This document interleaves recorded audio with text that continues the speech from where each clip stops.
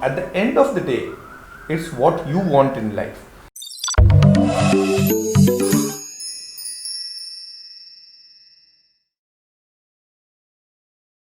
Welcome to Talking It Up.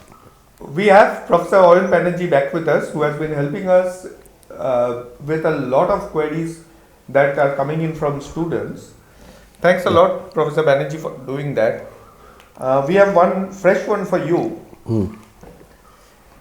This is a girl writing. Again, she doesn't want to disclose her name because she is under pressure from her parents, but she wants the unbiased guidance. So she writes, I have got a good rank in 𝐾𝐵𝐸 and love physics. I am also confident in getting a good rank to qualify for leading engineering colleges. While I want to pursue science, but I hear that engineering has a better career rewards in India. Please help me decide. Anyways, if we start talking, this is something which I can spend hours on discussing, but of course we have the constraints of time. But the first thing that I think we should try to figure out is when she says there are career rewards. So what do you mean by that? So in fact that is the answer, that finding out is probably the answer. What do you mean by career rewards? Do you mean plum salary with paid vacations to Seychelles or Maldives and all that, and going to 5-star hotel breakfasts in the mornings on Sunday mornings, or taking your kid to the zoo every afternoon or something like that, every weekend afternoon or whatever? If that is a reward, then that is one category of career path or whatever.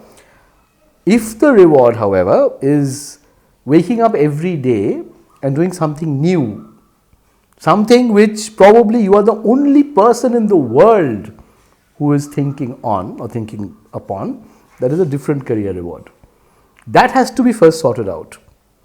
Okay, so you yourself, right? So you have done an engineering degree from IIT. It's one of the best places, right? And you can probably say this better than me, but from at least from what I have perceived from friends, even like you, is that engineering after a point, there is no doubt about the fact that you end up with a good. So she's a 𝐾𝐕𝐸 fellow, right? Which straight puts her in the top 0.1% or even lower probably of the best students in the country. She is a very good student, no doubt. She will get what she wants. Okay. For example, if she wants to study physics or science, you will get direct admission into the IISERs. There are 7 IISERs. You'll get straight admission into one of them. Straight admission into ISC as well. Straight, no second thoughts, direct if she wants. Engineering IIT, she has to pass JEE and all. Anyway, so the thing that I've noticed, however, is you get a plum job after engineering. Then suddenly at 35 or 40 or even maybe earlier, depending on how early you get the job, you suddenly wake up maybe one day and say, okay, so what to do now? Because I've got everything. I mean, the holiday in Seychelles probably is boring. You've gone there 10 times. There's nothing new there. Zoos, there's no new animal to see. And basically you're living a life like a robot, which is a possibility, which is something which makes many people who are successful in a corporate or whatever actually think and then even give up that and try to get into a creative area. I'm not saying that you cannot do some things creative in engineering, but there are the lures are so tremendous that it's very difficult to abstain from those. On the other side, even if we study, at least for me and a lot of my friends, when we studied engineering, did we really get a career in engineering? Absolutely. Most of us did. Absolutely. That, So that is one other aspect. We very, have very been important. selling our degree to hop from one job to the other or increasing our salary.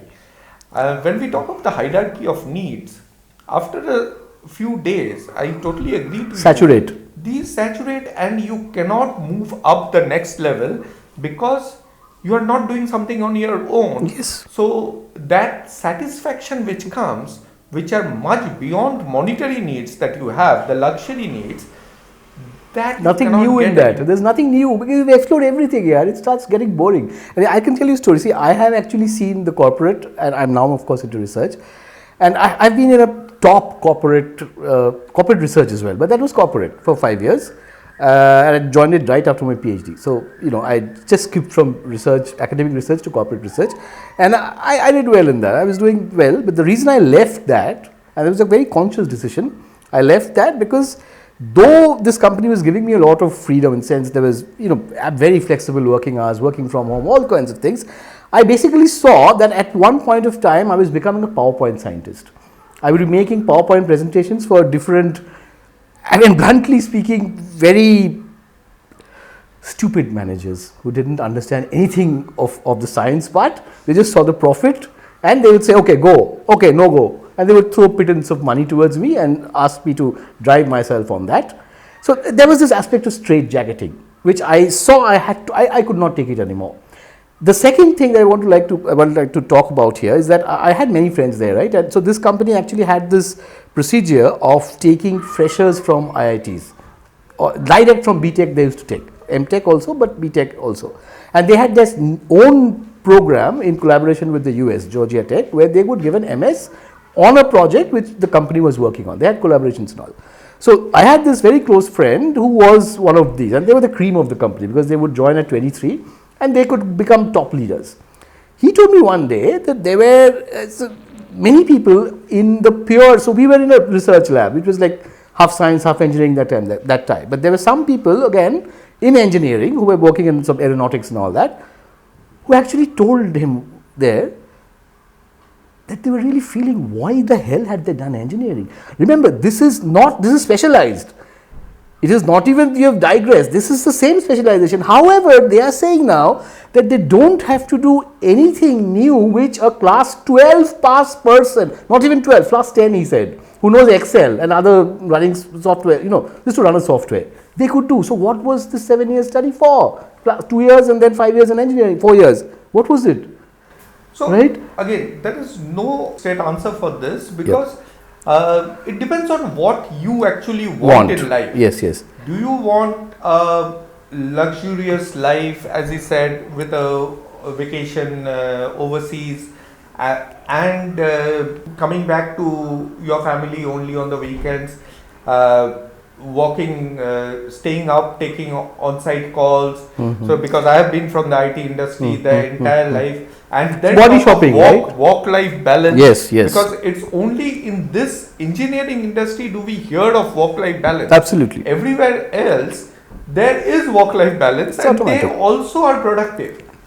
So you might want to have that life. So I think we need to add one point which I missed and that you had referred to, is that being in academia now, and I have many friends in the ITs and all, there is actually a big issue now of students getting completely dissatisfied with these core engineering courses being taught.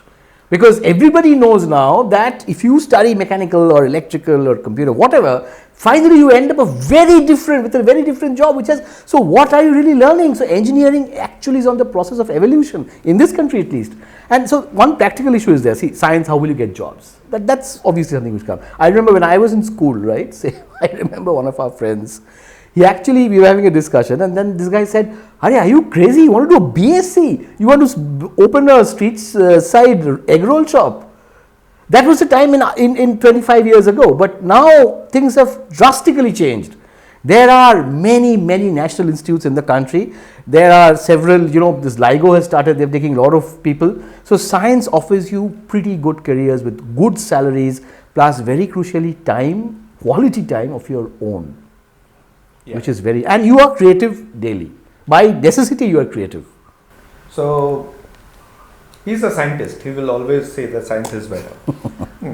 So, but having said that, what he says has a lot of merit, but at the end of the day, it's what you want in life. Do you want satisfaction in your job of inventing something new, as he said, waking up every day morning and thinking that you will do something path-breaking and your project is something which nobody in the world is probably working on. That is crucial. Exactly, for the first time in the world. Or Do you want a good, big, fat salary back at home? Your needs are your own, and there is no right or wrong in that. Yes. So, first decide what you want from life, and that will tell you which stream to pursue, which career to pursue. That's it from us. Yeah, the people dogs don't want us talking anymore. Yeah. So we are logging off. Keep watching, talking it up. Thank you, Professor Banerjee. My pleasure. For joining us and helping resolve these queries.